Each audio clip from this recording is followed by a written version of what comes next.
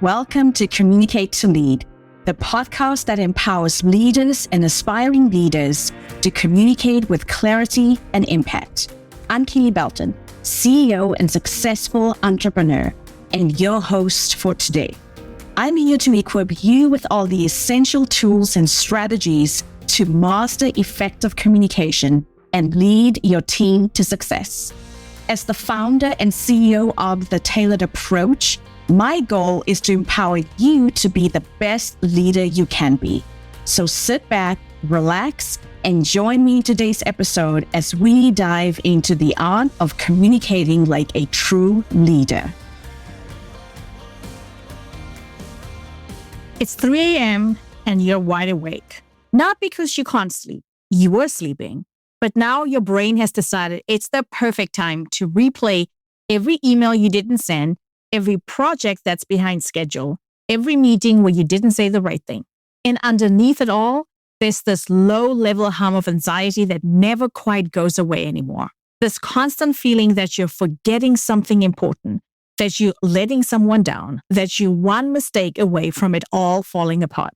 So you pick up your phone, you check your email, you make a note of what you need to do tomorrow. And then you lie there, staring at the ceiling, knowing you need to sleep because tomorrow is going to be another exhausting day. But you can't turn your brain off. If this sounds familiar, what you're experiencing has a name: burnout. And here's something really important. This is not happening because you're not strong enough. This is happening because the conditions you're working in are unsustainable. Welcome back to Communicate to Lead, the podcast for women in leadership who are ready to use their voice, own their influence, and position themselves for the next level. I'm your host, Kele Belton, communication and leadership speaker, coach, and trainer. Every week, I bring you relatable stories, research-backed strategies, and frameworks you can use immediately to advance your career without burning out or compromising who you are. And today, we're tackling that second part, the without burnout part. Here's what I know. You can't lead effectively. You can't position yourself for advancement, and you can't build the career you want if you're running on empty. We're going to look at the data on why burnout is getting worse, not better. We're going to talk about the connection between workplace fairness and burnout, because they are more linked than you might think. And we're going to give you concrete strategies to protect your well-being, even when your workplace isn't changing. Last week, we talked about the 5 manager actions that predict whether you'll get promoted, using data from the 2025 Women in the Workplace study by McKinsey and leanin.org. Today, I want to continue with that research because the same study reveals something really important about why so many of us are burning out. 42% of employees report feeling burnt out at work. That's emotionally, physically, and mentally exhausted from overwork and stress. That number alone is alarming. But here's what makes it even more concerning. Last year, that number was 36%. Burnout isn't getting better, it's getting worse. And when you break down the data by gender and tenure, the picture gets even clearer about who's bearing the brunt of this crisis. Senior women who have been at their organizations for more than 5 years are burned out at a rate of 54%, more than half. Think about that. These are women who have invested years in their companies. They've built relationships, developed expertise, and proven themselves over and over again. And more than half of them are running on fumes. Now, because it's Black History Month, I want to acknowledge something critical. While 42% of women overall are experiencing burnout, the numbers are even more stark for Black women. Black women and women of color in leadership face what researchers call the emotional tax, the added burden of navigating bias, microaggressions, and a lack of advocacy while performing what's often called the invisible labor of being the only one in the room. For Black women in middle management, burnout is not about simply being exhausted. It's often a symptom of navigating an unfair system while carrying the weight of representation and pushing against what many call the concrete ceiling. Now, why does this matter so much? Because burnout doesn't simply make you tired. Burnout is a business risk. Research shows that burnout leads to decreased job performance and strategic thinking capacity, higher rates of mistakes and errors in judgment, increased conflict with colleagues, physical health problems like health disease, high blood pressure, weakened immune system, and mental health challenges like anxiety and depression. And of course, ultimately, people start leaving their jobs. Here's what we need to understand. It is not your fault that the system is flawed.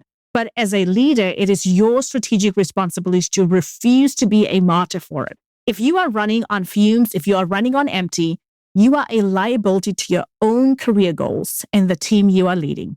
You cannot manage a department, a budget, or a business unit if you cannot manage your own capacity. And the research backs this up. When you look at what actually drives burnout, it's not about individual weakness. It's about organizational conditions. Let me show you what I mean. There's a really important finding in the latest research that I want to highlight because it explains why burnout is worse for women than for men. There's a direct connection between feeling your workplace is unfair and experiencing burnout. Let me give you the numbers. When employees were asked, how fair do you believe your workplace to be? Meaning, do all employees receive the support they need to succeed and similar opportunities to advance? Here's what they said. 33% of women said their workplace is unfair, and only 21% of men said the same. So women are far more likely to perceive their workplaces as unfair, and the key is they're not wrong.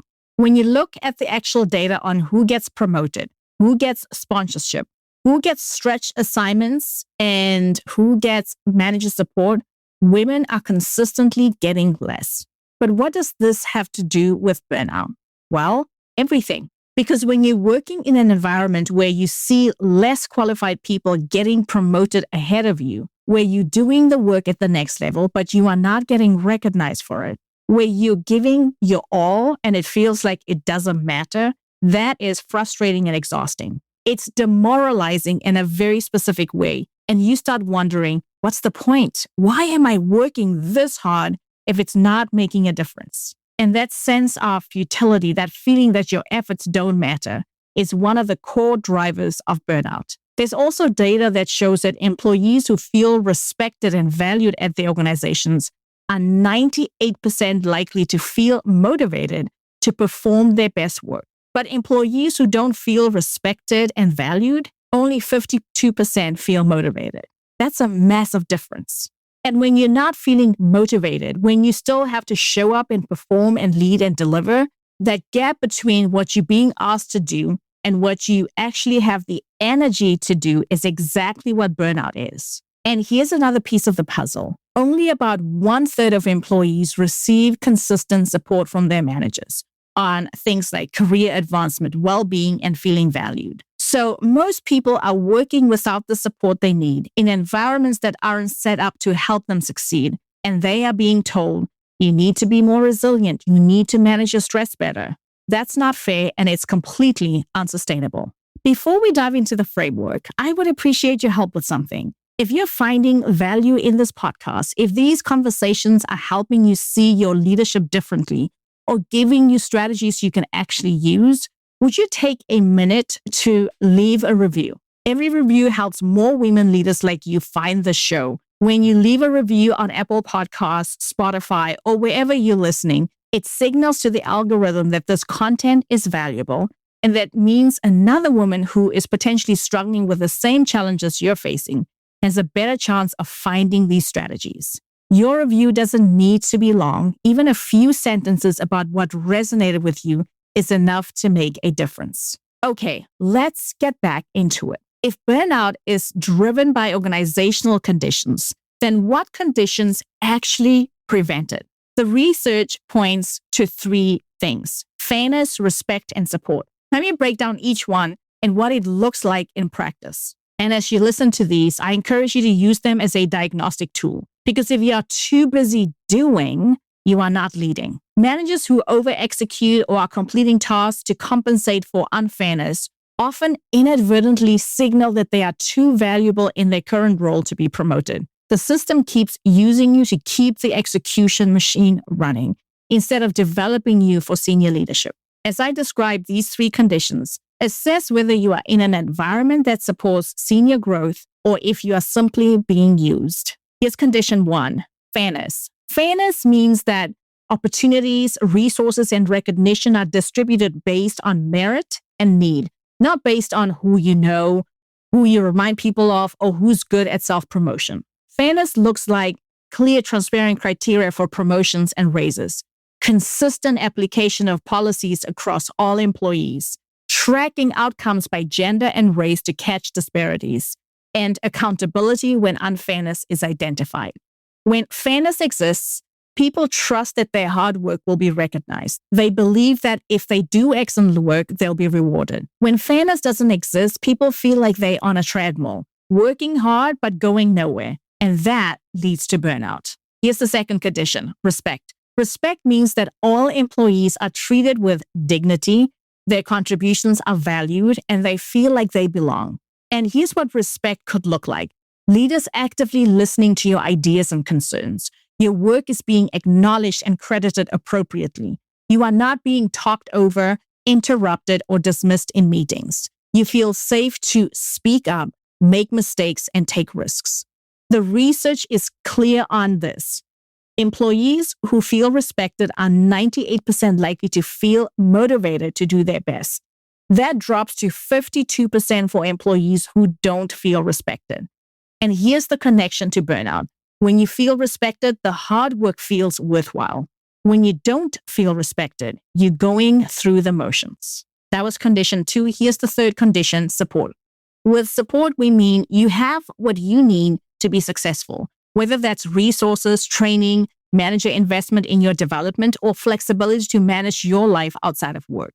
And support could look like managers who care about your career growth and well-being, access to learning and development opportunities, reasonable workload expectations, flexibility to manage personal responsibilities, and colleagues who collaborate instead of compete.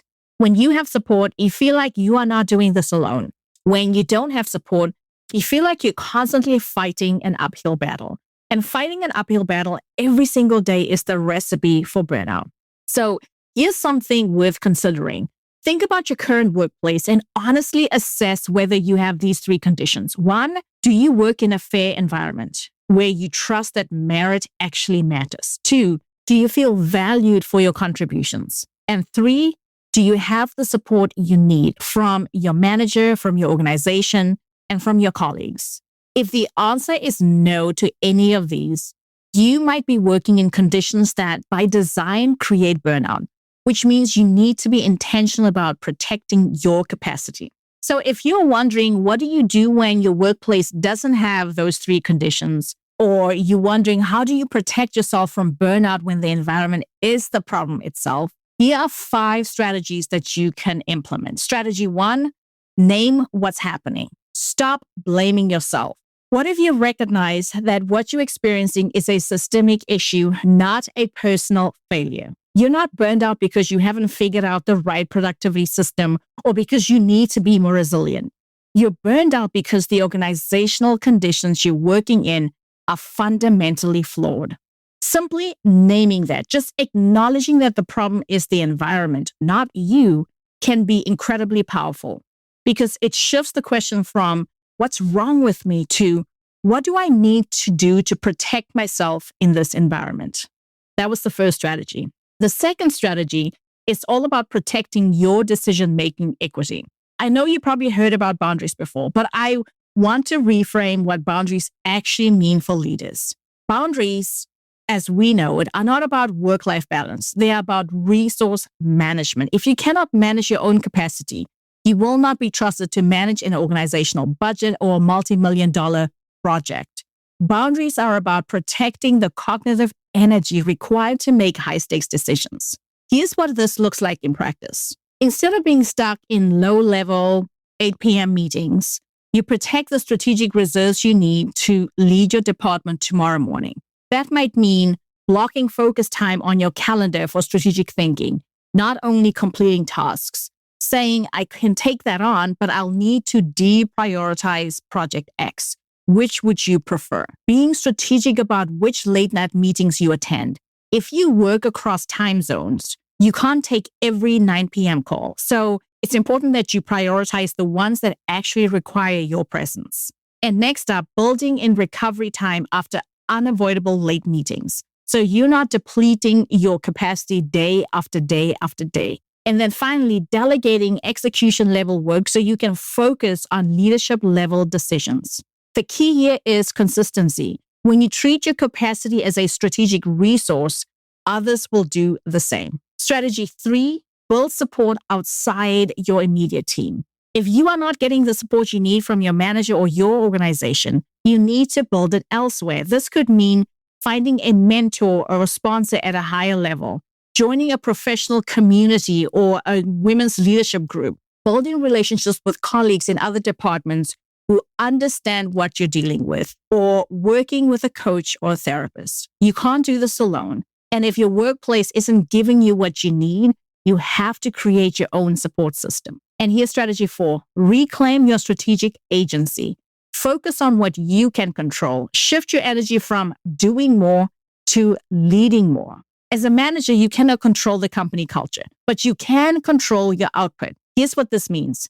Stop trying to fix a broken system through sheer effort. When you over-execute to compensate for unfairness, you are inadvertently signaling that you are too valuable in your current role. And guess what happens? They will keep you in that role. So instead, ask yourself, what's one thing I can control this week that would make my experience better and position me as a leader, and not simply as someone who completes tasks? Maybe it's time to delegate 3 tasks so you can focus on strategy or initiate a strategic conversation with senior leadership. Perhaps you need to say no to an additional project so you can do excellent work on the projects that actually matter.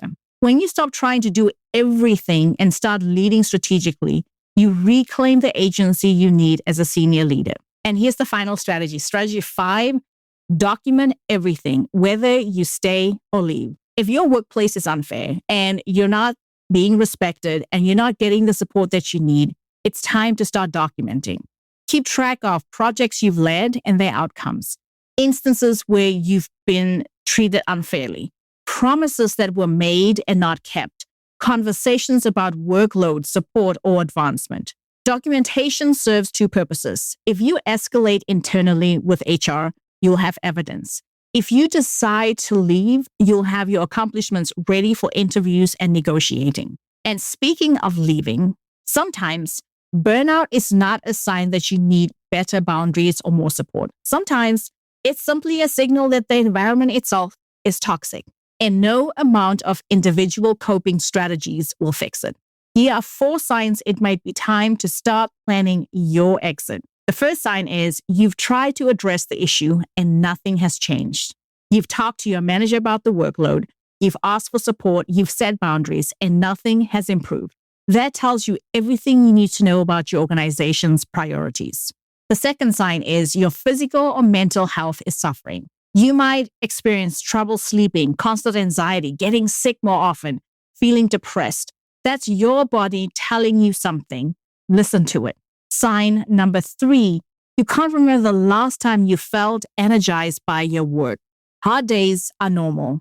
Hard weeks happen. But if it's been months since you felt genuinely excited or engaged by your work, that's a red flag.